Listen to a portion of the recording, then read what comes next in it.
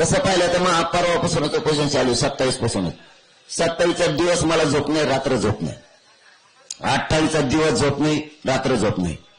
27ला दिवसभर जेवण मिळालं नाही, 28ला मिळालं सकाळी.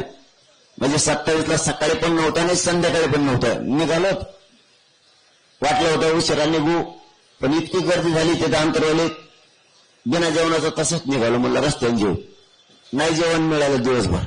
रात्र इतकी गर्दी होती, इथून तिथून पत्रकार बांधव माझ्या गाडीत होते, मी दुसऱ्याच्या गाडीत होत नाही. मुख्यमंत्र्यांनी बराचसा लागतो, बराचसा लागतो. हे मध्ये आपल्या गाडीत नका तो शूटिंग फिटिंग करते ना, करून दे ना.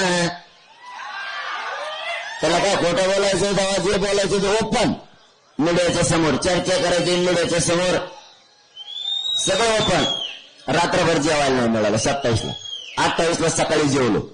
जेच तिथून पुढे मी हुकला, दुपारच्याला थोडं गाडीवर बसून जेवलो. ते काय जमलं नाही, जेवता आलं नाही, थोडंच जेवलो. म्हणजे 28च्या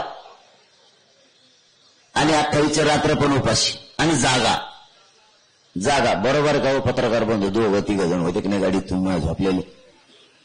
ते बिचारे ते म्हणले स्थिती नाही करायला, ते म्हणले आयला कमाल वाची. अरे ओरिजिनल करतो जे करता, हे कोणी उभा राहिलं, हे बाबा होता उपासच मारला नाही. उपास हे विषय पत्रकार यांना काय 2-3 टाइम हाणायची सवय आणि 2-3 तासात जायची सवय. लटकल्या माझ्यामुळे ते आपण गाडी वगैरे मध्ये कळत नाही, जेवायला मिळाला मिळाला नाही ते म्हणले आली उगाच लपडत गुतलो आपण आपल्या. कारण मी निष्ठेनं करतो, बेगडेपणा नाही करत. मला हे सरकारला सांगायचं.